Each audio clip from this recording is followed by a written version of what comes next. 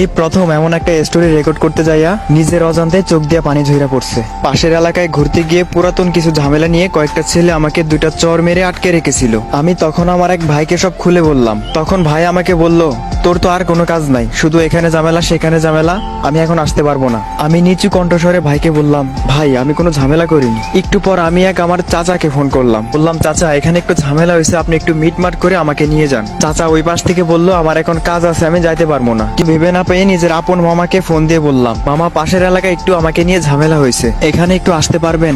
মামা মনে হয় কথাটা শুনে অনেকটা ভয় পেল। তারপর আমাকে বলল, তুমি তো জানোই আমি ঝামেলা টামেলা কম বুঝি, তুমি বরং তোমার বাবাকেই ফোন দাও, ভালো হবে। আমি নিচু গলায় বললাম, বাবাকে বলা গেলে এতক্ষণ আমি আপনাকে ফোন দিতাম না। আমি ততক্ষণে যা বাজার বুঝে গেছিলাম, চেয়েছিলাম বিষয়টা মীমাংসা হোক, তাই এতক্ষণ আত্মীয়দেরকে ফোন দিছিলাম। আর দেখলাম তারা কি করলো। আর আমাকে যারা আটকিয়ে রেখেছে ওদের মধ্যে একটা ছেলে হেসে বলল, আজ তোরে এখান থেকে কেউ নিতে আসবে না, তোর আজ কি অবস্থা করবো বুঝে না একবার। আমি তাদের কথা শুনে মুচকি হেসে আমার কিছু পাগলা বন্ধুদের ফোন দিলাম। ওই পাশ থেকে ফোন ধরে বন্ধু হ্যালো বলতেই আমি হালকা গলায় বললাম, পাশের এলাকায় কিছু ছেলে আমাকে আটকিয়ে রেখেছে প্রায় 20 মিনিট ধরে, তুই কোথায়, তোরা কি একটু আসতে পারবি? আমি এই কথাগুলো বলতেই আমার বন্ধু আমার উপর অনেকটা রেগে গেল। আমারে বলল, তুই ঠিক আছিস কিনা বল, আমরা আসতেছি। আমি মুচকি হেসে ফোনটা রেখে দিলাম। তার ঠিক 20 মিনিট পর ওদের এলাকাতেই ওদের হসপিটালে পাঠানোর ব্যবস্থা করে দিলাম। এখন ওদের এলাকাতেই আমরা বন্ধুরা হাঁটতেছি। আমার বন্ধু আমার উপর রাগ করে বলতেছে, তোরে নাকি আটকায় রাখছে 20 মিনিট ধরে, আর তুই আমাকে ফোন দিতে এত লেট করলি কেন? আমি হালকা হেসে দিয়ে বললাম, পরে শুনিস।